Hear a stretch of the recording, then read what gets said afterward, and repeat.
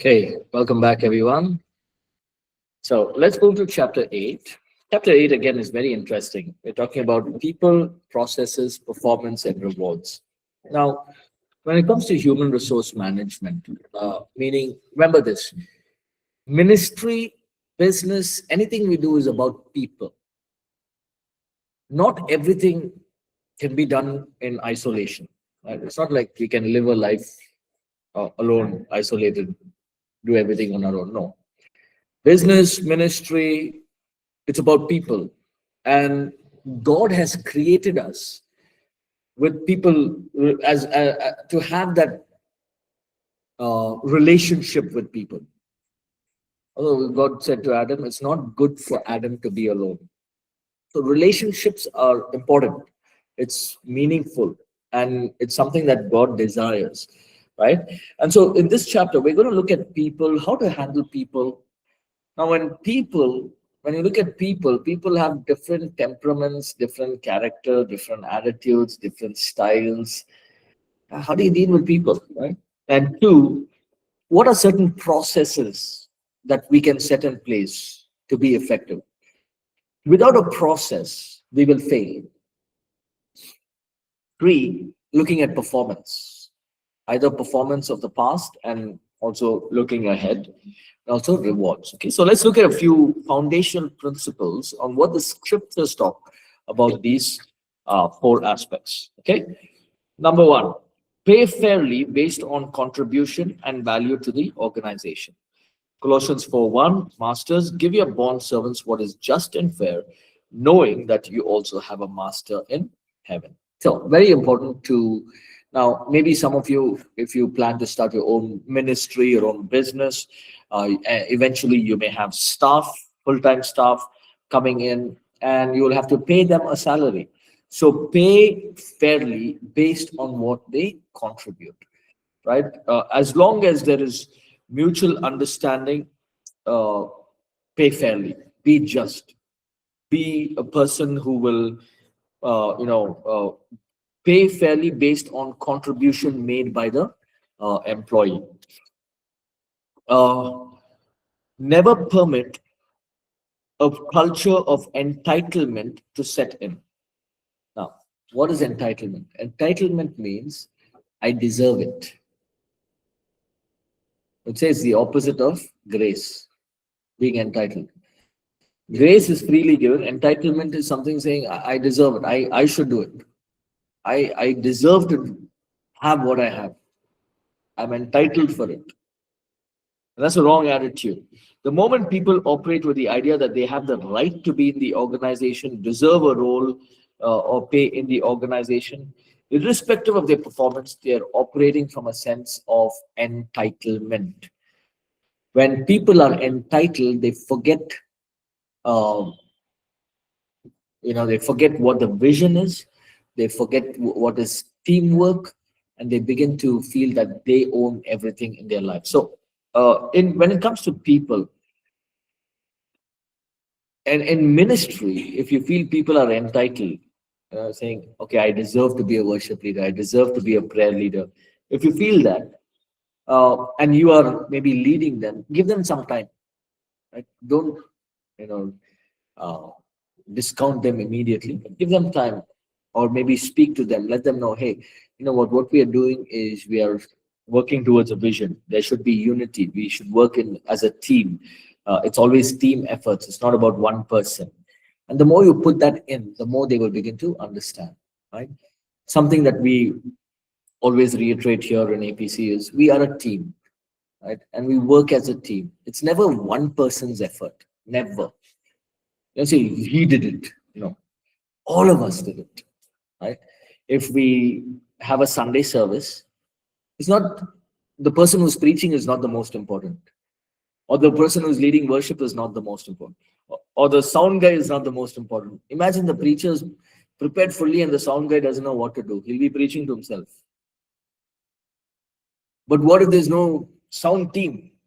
What if there are no volunteers? Everything that we do, when we are able to look at it as a team effort, that's why you see a success.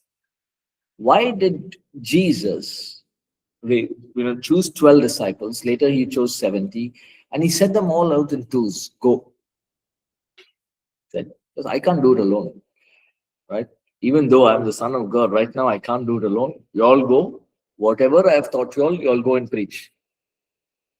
And so we must understand how to deal with people, especially when it comes to ministry. You show a lot of grace, show a lot of favor. Let them learn, bring correction, bring exhortation. If you don't correct and feel that they will learn on their own, that is our failure as leaders. We have to correct so that they learn, right? Ensure people are paid on time. Organizations normally have a monthly pay cycle. Make sure people are paid on time.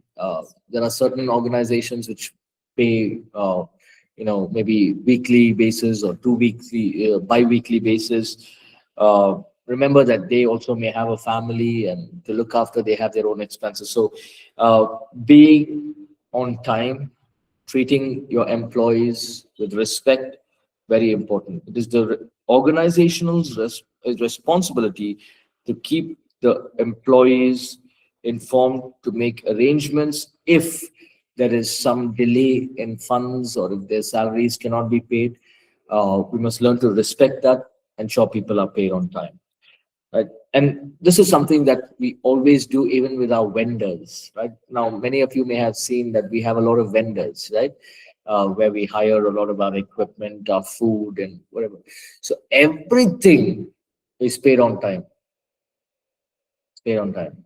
Some of our venues that we have, our locations, church location, is paid for the whole year, so that there's no confusion. Oh, we forgot to pay. We forgot. We just finished off. Right? Or I think it's for the whole month or for the whole year. I'm not sure. We used to pay for the whole year, but it's paid in advance. So we're not, there's no opportunity for people to come and say, hey, you haven't paid us. No. Always make sure we make payments on time. Don't exploit people, don't hold back wages, meaning God forbids us from exploiting, meaning cheating people. Of course, I know that none of us would do that.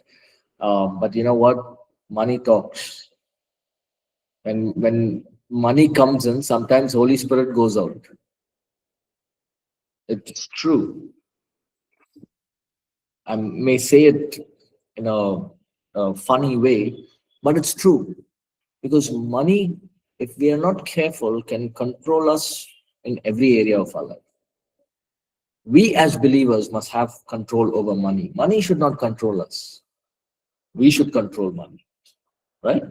Uh, Never exploit people. Don't hold back wages, right? Never exploit the poor and the powerless. One of the dangers among those who are wealthy is the tendency to oppress and exploit the poor. Uh, so we should never do that, right? And when it comes to especially us as believers, as leaders, we don't want to exploit the poor. We want to bless the poor. We want to be people who can, especially those who have meager jobs, working in meager salaries, and they need that. Never exploit them. The Bible, the Lord Jesus says, he talks about it, right? He says, if somebody doesn't have a coat, give them your coat, right? Be there for the poor, right? And we should never be in a place of exploiting them, right? Hire right, retain, and review. Proverbs 26:10. An employer who hires any fool that comes along is only hurting everybody concerned. Don't you love Proverbs?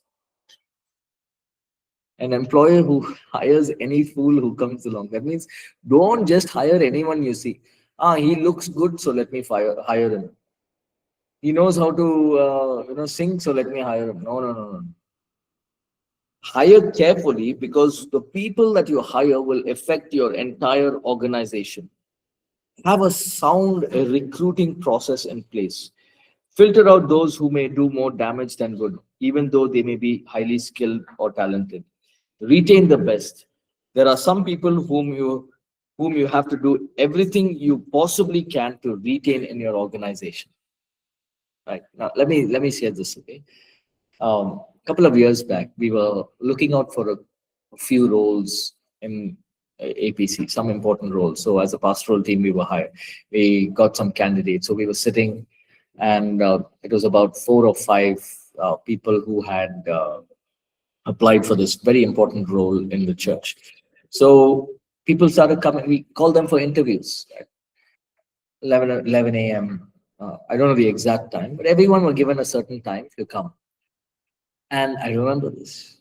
Some of them came 15 minutes later than the time for their interview. And the moment they came in, they said, "Can I have coffee?" I remember this. We gave them coffee and said, "From there only exit also you can go." There was no interview. Why? There's no point of interviewing somebody like that. He may be very skilled, maybe the best, but time management, zero. Right? If a time is given, be there at that time, be there at that time. Because it's an important day. An interview day is an important day. 11 o'clock, for example, when I had gone for an interview, you know, for one of the jobs that I went for, and I knew it was interview 11 a.m. I had to go 5 kilometers away. I woke up at 6 a.m. Made sure that everything is right. Made sure that okay, even if the vehicle any problem is there, I can just take an auto or take a transport and just go. Anything happens, what if the bike gets punctured, or what if the car breaks down, anything, right? I need to be there for the interview because I knew that interview that I'm applying for was a very important role. I'm not going to miss that. So for my 11 o'clock job, 11 o'clock interview, it was maybe 20 minutes by a vehicle to go, 20 minutes. I left at 9:30. I was there at 10 o'clock. 10 to 11, I was just there waiting.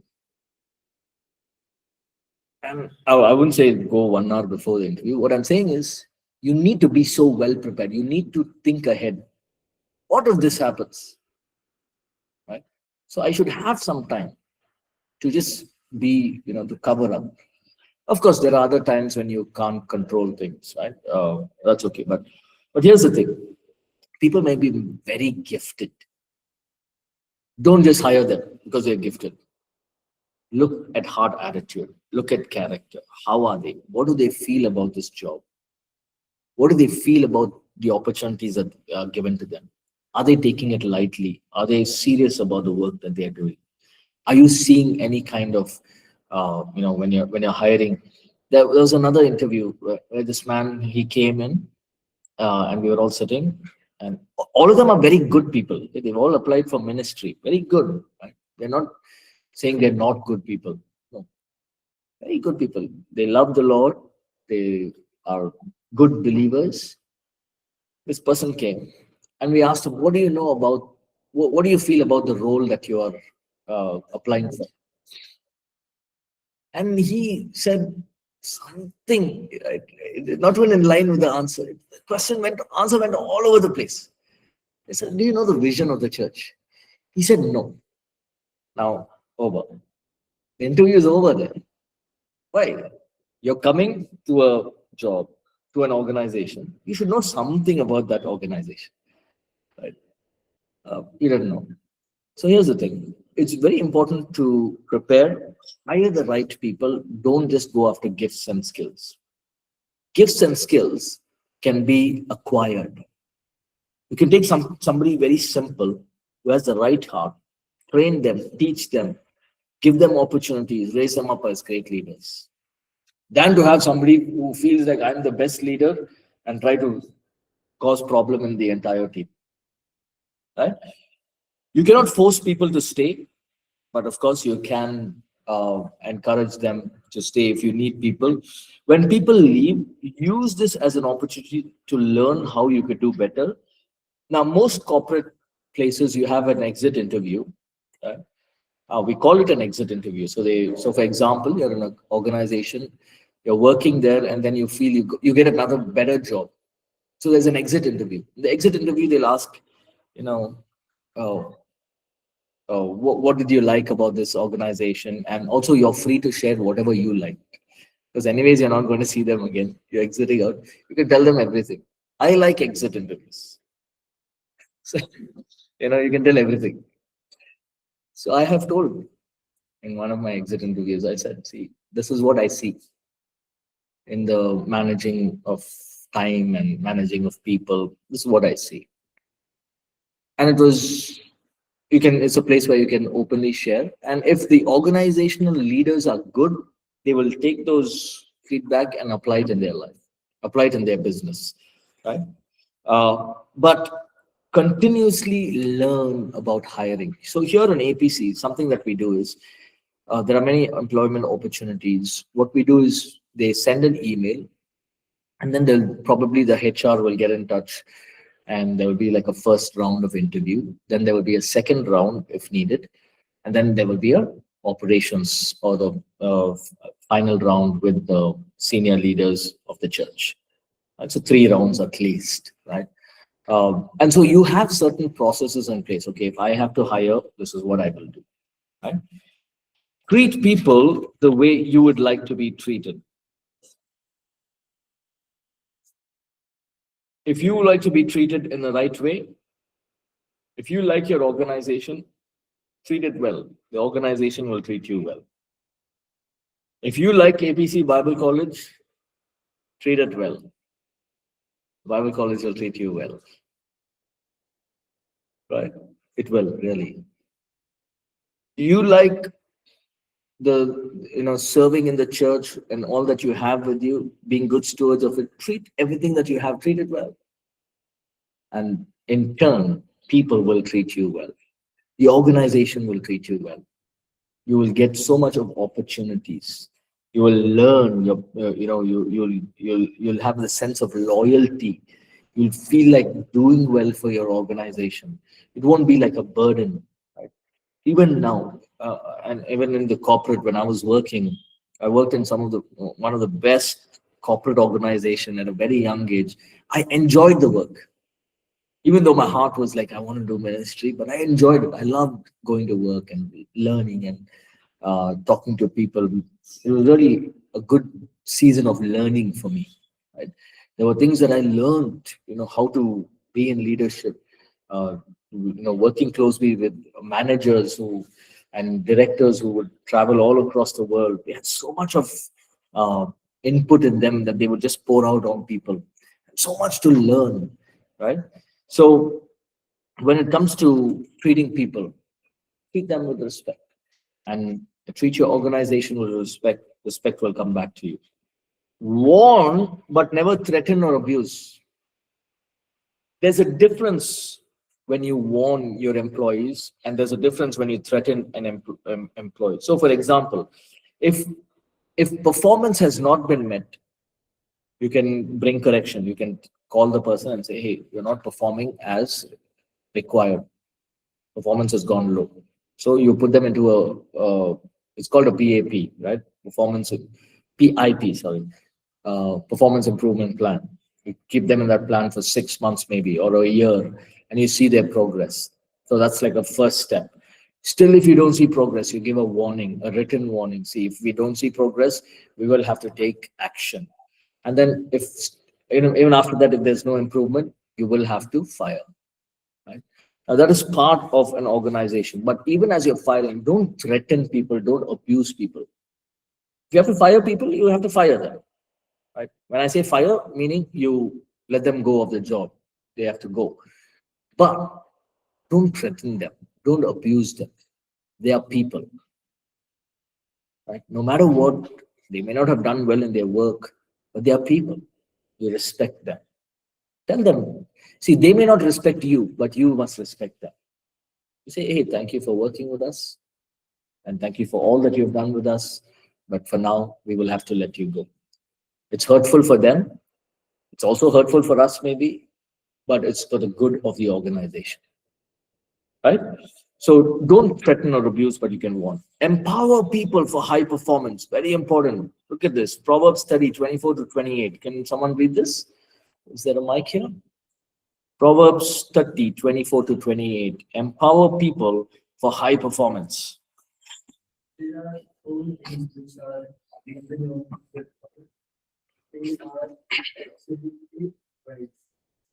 The ants are a big people not strong, yet they prepare their foods in the law. Um, there are the people who are rock, yet they make their home and their tax. The locals have no king, yet they all advise in this. The spider skillfully grabs with its hand, and it is its place. Yeah, so we've seen this, we've read this verse many times. There's a lot that we can learn from God's creation, right? The ants and the locusts both teach us about empowerment, teamwork, and high performance. The ants don't have a you know team leader, but they work as a team. Thousands of ants work together without direction, but they work in unison. They work, there is no command center, yet things get done, right? If they have to build a nest, nobody is dictating what to do. Everyone just know what to do. Amazing teamwork, ants, right? Uh, and ants work with foresight, preparing during summer for the winter. Locusts are typically solitary. However, in certain conditions, they come together and swarm. A swarm of locusts can have millions of them, and they are unstoppable. When they move together in the swarm, there is no captain, there is no leader, and no particular locust is important. They are a swarm, they are united, they move in an orderly manner, they are flexible in their movement. So these are just a few aspects, right? Look at the ant, no command center, but when they have to build something, they have to store up, they all work together to get the work done. Locusts normally fly in solitary, but when there is a when there's a season, they all come together, they fly together, there is unison, there is unity, and they all go together. So here's the key: order, unity, order, and spontaneous teamwork will bring amazing results. When you have a team which is united, when you have a team that has order, and when you have a team that is spontaneous, that's the recipe for success, for a successful, strong team. One of the things that we do here in APC, and we always focus on it, is unity. We never look at ourselves, especially in the teams that we work in, when as pastors, we always work together. We work in unity with each other. Of course, we all have our own locations to look after, but we all have that sense of, okay, we're all one. So we can always go to each other for help. We can ask for help, right? There's this feeling of oneness, unity, right? And there's order in everything that we do, right? We try to keep order, good planning, good processes in place to make sure that all our events and programs go well. And also being spontaneous in our teamwork, meaning coming up with new ideas and strategies. Next point. Remember, sweetness of the lips increases learning. Learning takes place best in a supportive, positive, and encouraging environment. Imagine this. You're in an environment where everyone are just mocking and ridiculing you or making fun of you, demeaning you, jealous of you, backbiting. Will you feel like learning anything there? No, right? But remember, sweetness of lips increases learning. Imagine somebody says to you, you know what, I'm not good in my studies, and I'm not able to read. And we say something harsh to them. It's like adding fuel to fire. But if there's sweetness of lips, and maybe somebody says, you know, I'm not able to read, I'm not able to focus and remember what I've read, I tend to forget everything. But sweetness of lips will bring learning. We can say, hey, don't worry, you know, keep reading. The more you read, you'll get into that habit. And then, every now and then make some notes. All of us can remember, all of us can read. And you're giving some kind of encouragement to this young man or this young person, right? Imagine that. Sweetness of lips increases learning. There will be times when people will make mistakes.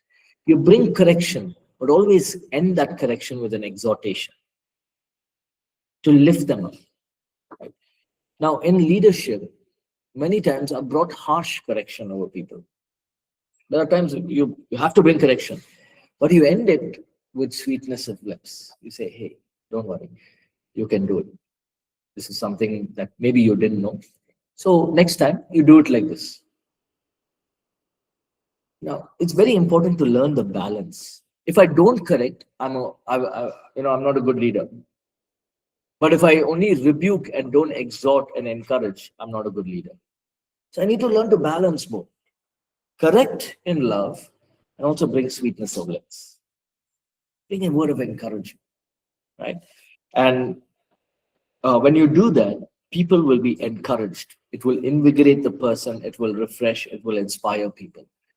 For somebody comes to you and says, you know what, I'm trying to learn guitar, but I'm not able to. Don't say that's because you're not practicing. You say, hey, okay, what is difficult? Where are you finding it difficult? Let me try and help you here. No, my fingers pain. Oh, okay, let me see what I can do. Is there something that you can do? These are like maybe finger exercises you can play on the guitar, or you're bringing sweetness of lips.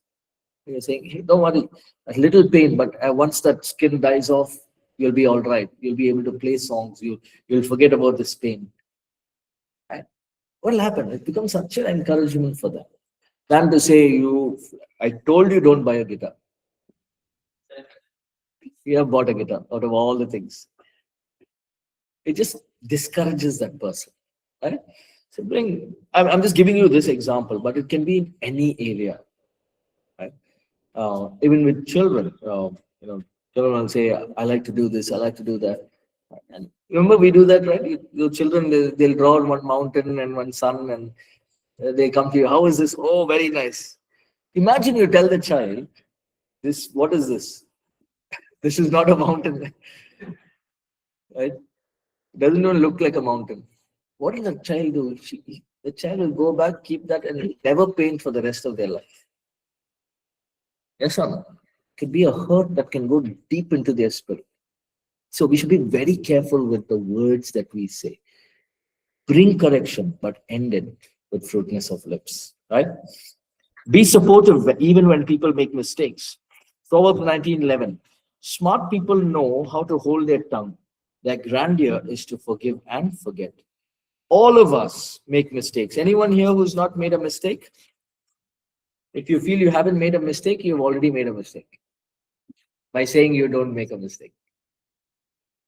All of us make mistakes, right? And here's the best part. When we make mistakes, I'm sure you've heard this, right? Failure is the stepping stone to success. Mistakes should not suppress you, but it should propel you to the next step, right?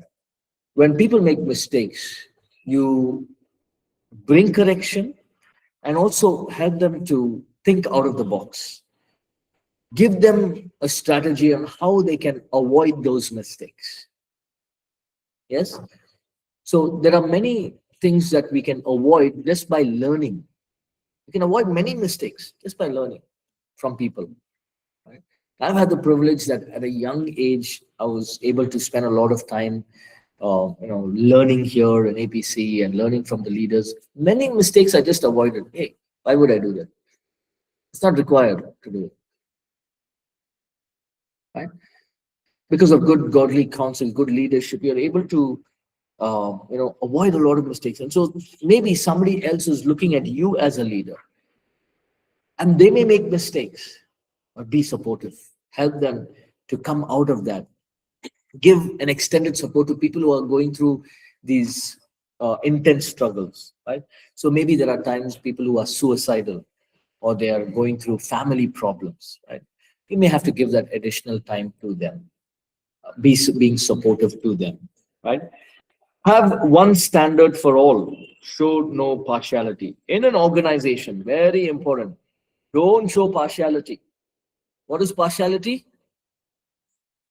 One person comes at 9:30 to office, the other person can come at 11:30 to office. No problem. Why? 11:30 person is very good in his work. Doesn't work that way. A rule is a rule which applies to everyone in the organization. Everyone. One standard for all. And if you work in APC, you will see it happening. Even the pastors, we all as pastors, we say, okay, today I'm on leave. Today I will be working from Bible College, or I will be working from office. I'm going to go visit. Even the senior pastor puts the message. He doesn't have to, but he does. Why? One standard for all. All of us, whatever organization we are working in, right? If you are leading a ministry or an organization, you set the rule, you should follow the rule first. Don't set a rule and say, I'm above the rule. Nobody will want to follow it. You get what I'm saying? Yes. So if you are setting a rule, there's this, there are some people who think they're God to themselves. They make their own rules, they break their own rules. You make a rule, you make a guideline, follow it. And keep it standard for everyone. That's where you will find respect. People will begin to respect you as a leader and the organization. Now, when it comes to solving problems, listen to all sides of the story. Proverbs 18:17. The first one to plead his cause seems right until his neighbor comes and examines him. Conflicts will happen in an organization. Remember, people are different temperaments, different styles. People may say, there may be misunderstandings, conflicts, and it's a natural thing. But we must develop the ability and the discipline to listen to both sides of the story. Now, many times, not only in an organization, but even in ministry, sometimes we hear one side of the story and make a decision.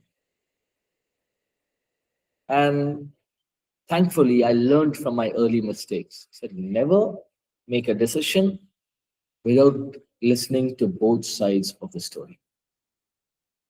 Sometimes, example, a husband and a wife. Husband will come separately and say, this is my problem. Wife is not doing anything at home. I'm just giving an example, okay? The wife will come and say, husband is not bothered about me. He's only busy with his work. Now, somewhere in your heart, you feel, we don't know who's right.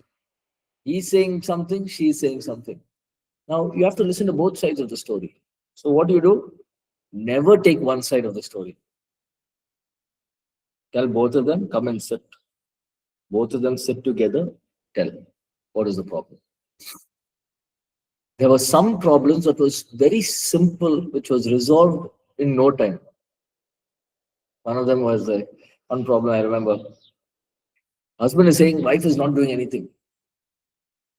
Right? So then wife is saying, if I'm not doing anything, what you're eating then? Right? So that's what is happening. And I said, okay, both of you come sit down. And I figured out, husband is fully stressed out at work and comes home. And wife is whole day waiting for husband to come home. Husband is coming what? Angry. Whole day after work. Wife is waiting. My husband will come. Maybe he'll take me out. No. He's come, he's angry. Why you didn't open the gate when I came? What is that? Why are you like this? Where's my tea? And I realized both of you are wrong.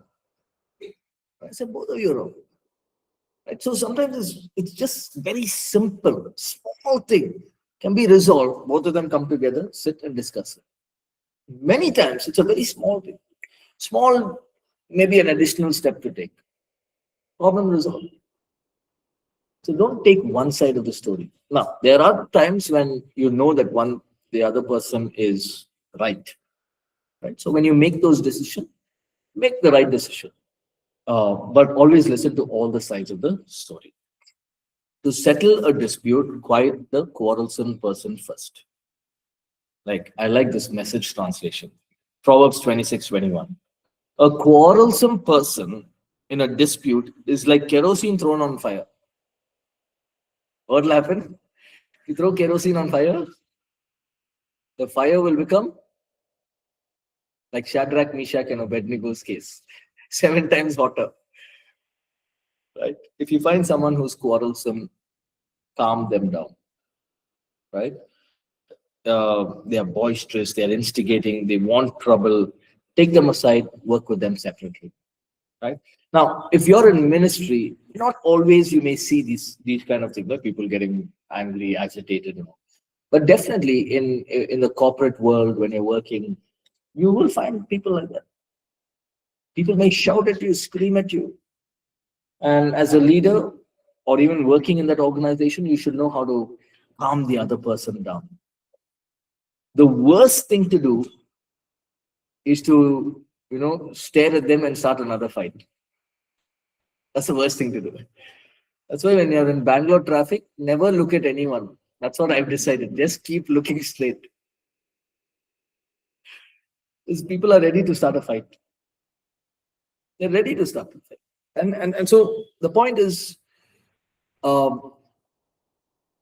always like try to bring it to a resolution. Let that boy take.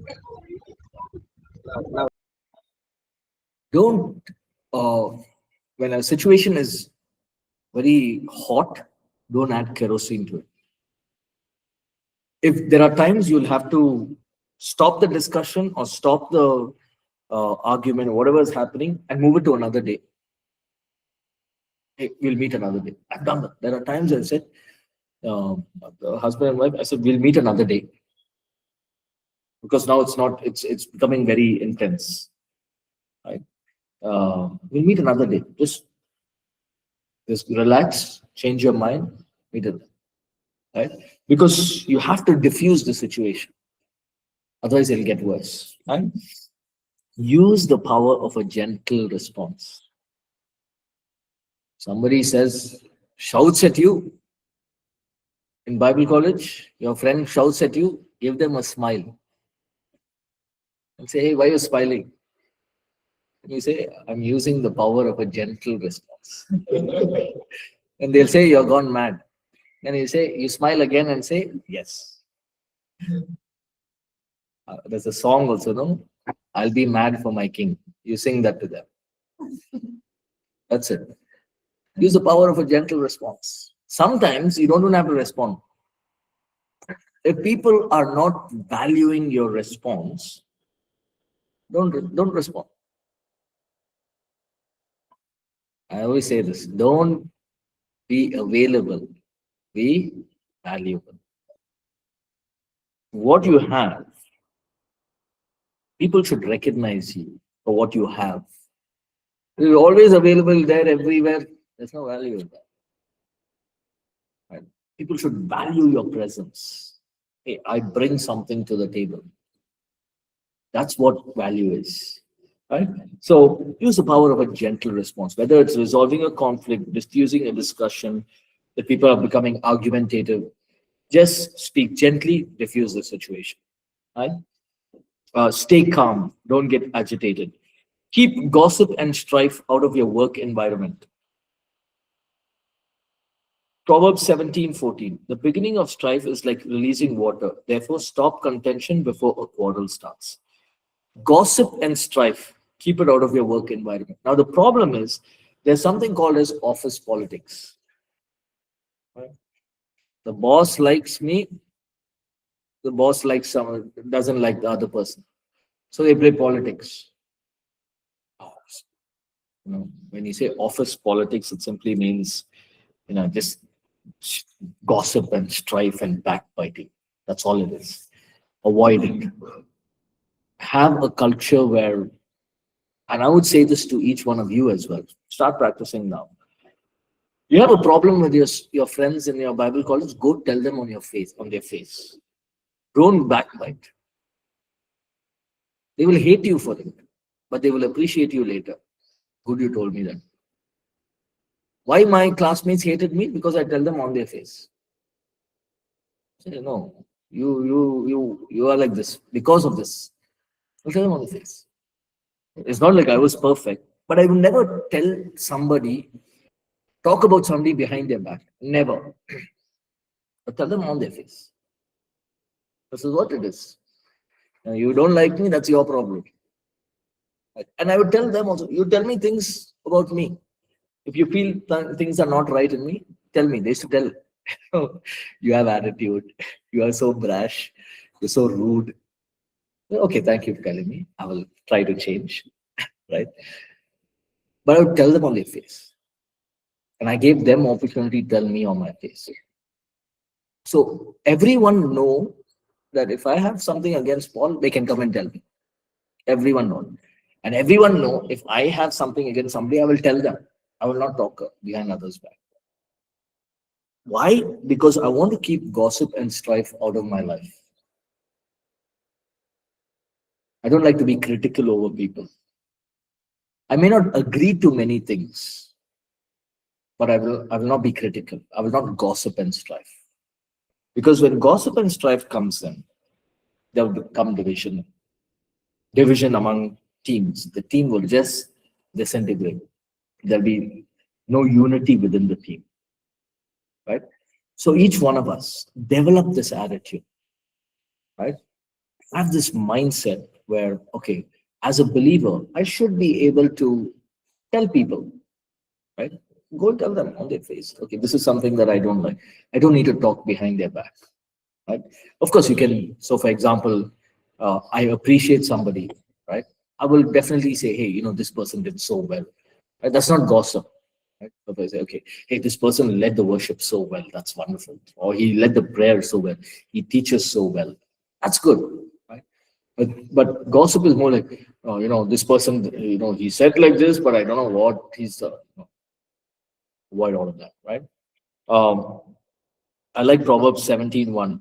Better is a dry morsel with quietness than a house full of feasting with strife. So it's important to, as a leader, to keep a pulse of what's happening among employees, and then early intervention is important. This is something that we also do in our church, in our ministry, right?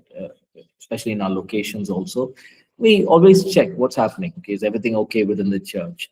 And if there's anything, we always have this sense of open culture, right? Anyone can come to us in the leadership team, share your thoughts, whatever it is. It can be something that you don't agree with. You don't like the worship. You don't like the sound system. You don't like the preaching. You don't like the word. You don't like the volunteers. Whatever, you don't like the chair. You don't like the parking area. Whatever it is, you can come and tell us. And your feedback and your whatever suggestions that are given, we will take it. What is required, we may apply it. If it's not, we appreciate you giving feedback straight rather than speaking behind the back. You understand? Right? So even here, like if there are some things that you feel that you can, you want to change in Bible college, maybe you can go to the leader, say, I just felt this. Can I write it and give it to you? Just a suggestion. We won't say, no, don't give a suggestion. Who are you to give suggestion? You can. We can give you suggestions. Right? Because we want to keep this environment open and always a learning environment. Then show troublemakers the door. 22 Proverbs 22:10. Cast out the scoffer and contention will leave. Yes, strife and reproach will cease. Now, underperforming employees or those who cause internal problems is never an easy task. But there will be sometimes employee may be performing exceptionally well, meaning he may be a top performer, right? But is a troublemaker. What will you do? So you have two opposites here. You have one person who's a simple man, simple person, but he's underperforming, not doing too well. It's affecting the team. Here you've got one top performer, but he's affecting the whole team. Gossip, strife, showing off, doing all those things in the team. What do we do? What would we do? This is a challenging decision. He's a good performer. He's not a good performer. His attitude is good. His attitude is not good. What would you do? Would you tell this person, hey, I'll help you and you can, start performing better? All you need to do is just plan your day, plan your timing, plan how you're going to work. Just work a little hard, put in a little more effort, few extra hours, you'll be able to do well. Or will you tell this person, hey, you're a top performer, but you need to change your attitude.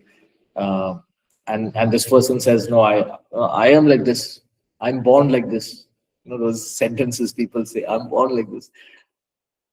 You know what? The team is more important than the person. The team supersedes the person. So what I would do personally is show this fellow the door. So you're a top performer, take your performance and go. But this guy is willing to learn and he's got a humble heart. I can take this person, get him into the place of high performance and get him into a place of leadership because he's got a right heart. He's got good character. And these are people who are willing to learn. These are people who know everything, unwilling to learn. Right? So always remember the team comes first. You're in ministry, ministry comes first. Then the people, meaning people in the team. It's first about the ministry. It's about, is it beneficial for the ministry or no? Yes? Right? So these are some simple processes in place. And so we'll stop here. Chapter 9, we look at workplace relationships, a lot about how to build relationships in the workplace and maintain healthy relationships. So I hope we all are learning. Is that, yeah? Yeah, keep, maybe out of these points, maybe there are 2 points that you feel has ministered to you. Write down those 2 points, build on that, see what you can do. Especially try and convert that and apply it for your lives, for your ministries, for your family, or even for your future business and work that God's called you for. Right? So we'll stop here and we will pick up from next class. Right. Have a great weekend. See you soon.